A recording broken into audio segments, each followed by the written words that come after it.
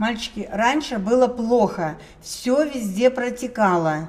43 года без капитального ремонта крыши. Боялась, уже не доживу, говорит Нина Александровна. Ее угловая квартира на 5-м этаже протекала словно по графику, осенью и весной.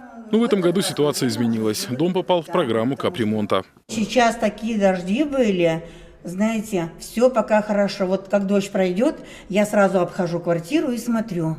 Понимаете? Смотрю, все, слава богу, все хорошо. Подрядная организация за короткие сроки подлатала кровлю, гарантирует следующие 5 лет без протечек. По качеству работ нет претензий и у заказчика. На объекте проводили обязательный технический контроль. Технический контроль проводится, значит, сотрудниками технадзора нашей организации. Как правило, он проводится после выполнения каких-то определенных объемов работ. На тех объектах, которые на сегодняшний день сданы, работы выполнены хорошо.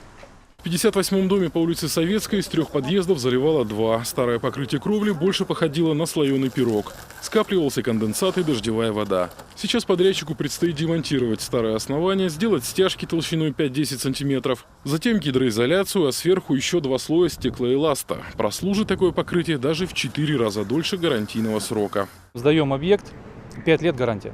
То есть 5 лет мы отдаем на обслуживание управляющей компании, но в случае гарантийных каких-то случаев, в гарантийных случаях мы обязаны будем приезжать и исправлять, если будут какие-то нюансы. В этом году по программе капремонта в Коми отремонтируют 94 дома, на 17 работы уже завершены, 8 домов в процессе.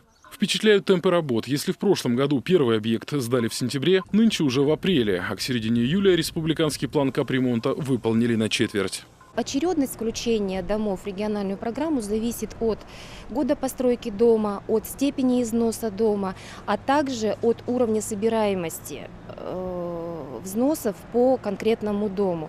То есть если 2 одинаковых дома с одинаковым годом постройки, с одинаковой степенью износа, и стоит вопрос, какой дом включить в программу капитального ремонта, в первую очередь, мы, конечно же, включим тот дом, где жители лучше оплачивают.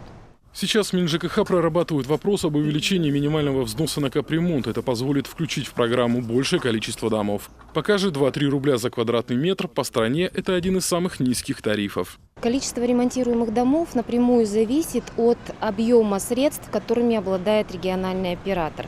Объем средств же непосредственно зависит от размера минимального взноса и от уровня собираемости. Собираемость платежей за капремонт в Коми растет ежегодно, в среднем на 5%. К середине июля этот показатель приблизился к 65%. А чем выше собираемость, тем больше шансов, что конкретный дом будет включен в республиканскую программу капремонта.